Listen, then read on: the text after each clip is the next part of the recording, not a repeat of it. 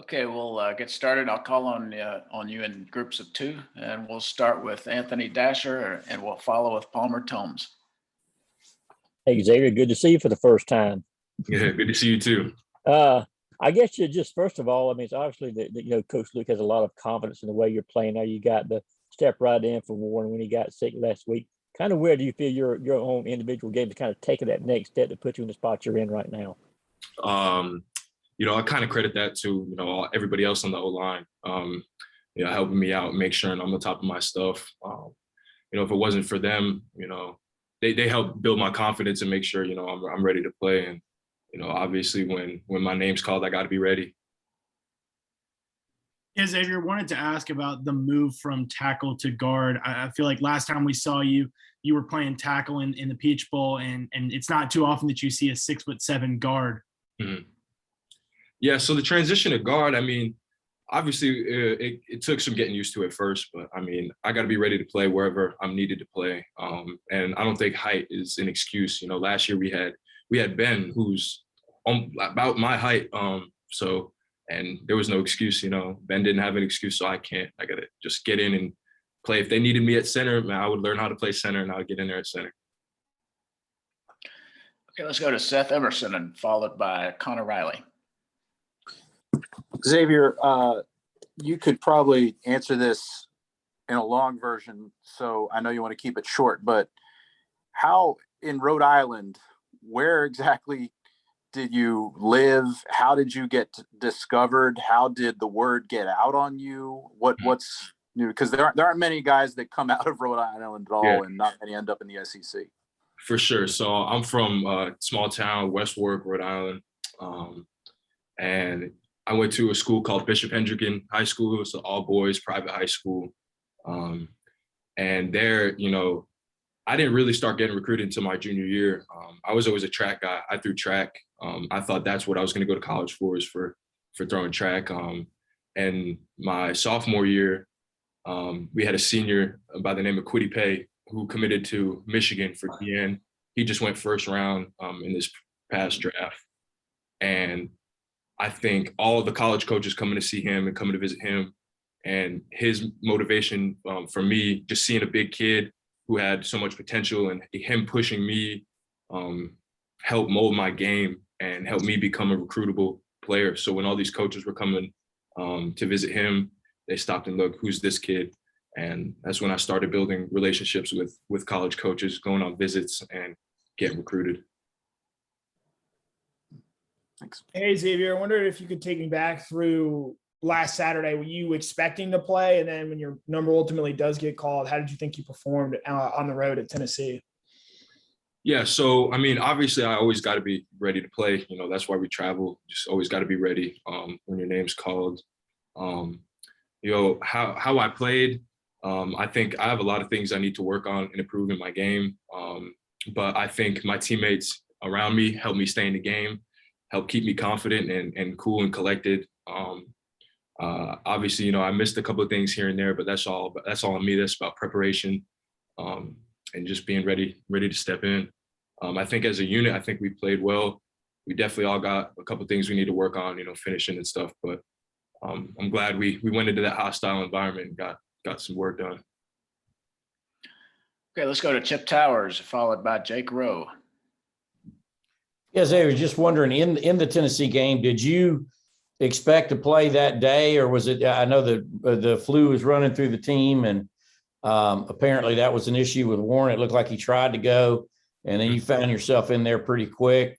And then, if you don't mind, if you could talk to, there's coming to play in the SEC, and then there's the realities of playing in the SEC and a place like that. I just wonder. I'm sure when you left home, everybody's like, well, why aren't you starting, or why aren't you the star left tackle already? But can you share some of the realities and toil that come with trying to play these positions at this level? Yeah, I think a lot of people back home especially don't understand just like how competitive it is down here and how much talent there is just in the SEC in general. I know a lot of people were wondering why I even, decided to go to the SEC, and it's really because this is the best place to grow as a player. And I understand that I wasn't a starter at first, but as long as I'm becoming the best player that I can be, I'm going to play when my time's ready. And I think Saturday, my time was ready. I mean, when Warren went down, I had to step up big and go in. Xavier, I noticed when you were playing the other night, I saw a couple times there on the sideline, Warren kind of had you, you guys were kind of eye to eye a little bit, talking, kind of right in each other's face about kind of what was going on. What kind of coaching were you getting from him? I mean, I know he's seen a lot, having played center, having played guard. How helpful was he to you throughout that game? I mean, Warren's like my mentor, man. You know, he's had a lot more experience playing than I have. So, especially at guard.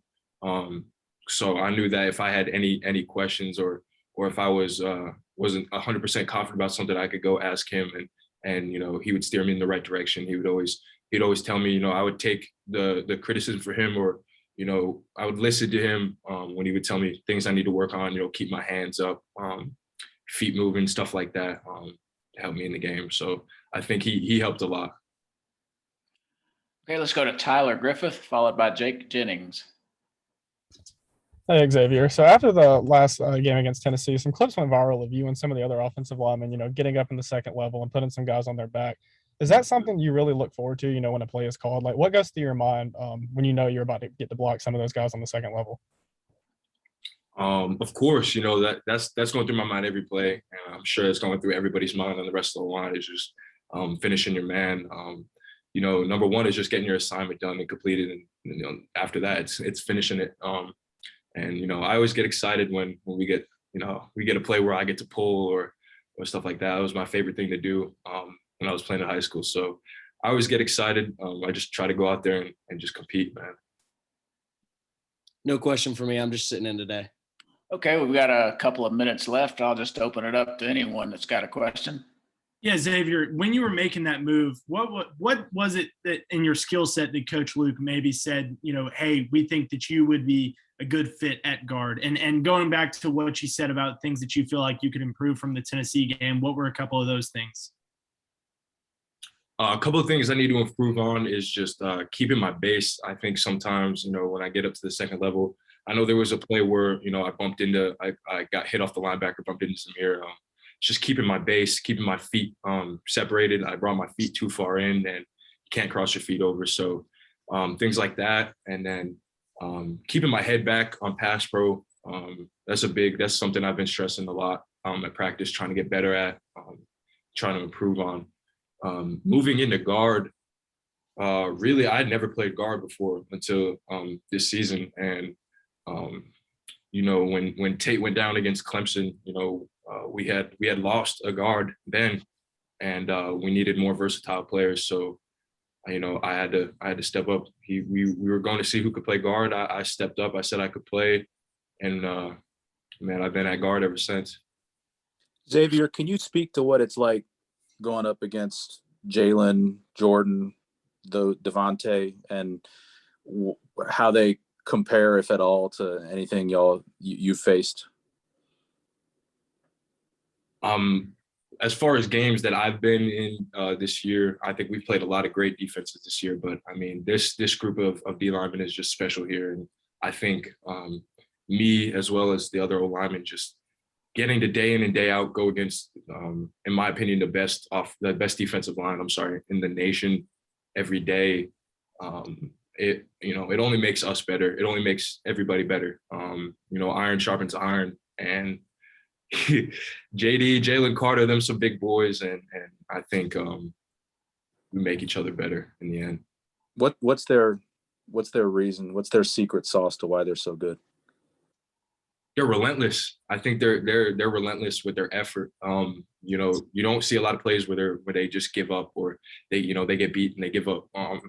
They finish, they cover down at practice, and it all translates to the games, and you can see it. Thanks. Hey, Xavier, in light of the recent viral clip, what is a Kirby Smart halftime speech like, and what is he really saying to you, those guys, before going out there in the second half? You know, I haven't really I heard much about the video. I haven't seen it. I just heard a little bit about it, but haven't been focused on it. I know Coach Smart, he just gets us motivated, man. Go. He wants us to go, you know, punish them when we come out of halftime. So, or pregame even too. You know, that's his job as a coach, just get everybody hyped up. So I think he does a great job of that. Got time for one more question. All right, Xavier, thanks for your time tonight. Appreciate it. Of course. Thank y'all.